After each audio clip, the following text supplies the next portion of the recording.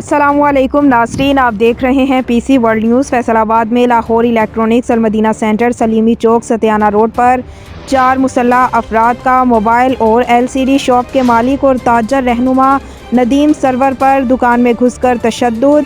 हमारे नुमाइंदे अब्दुल हमाद की रिपोर्ट के मुताबिक मुसल्ह अफराद ने असलहे के ज़ोर पर दुकान में तोड़फोड़ की, LCDs को तोड़ दिया, मोबाइल और कीमती सामान साथ ले गए।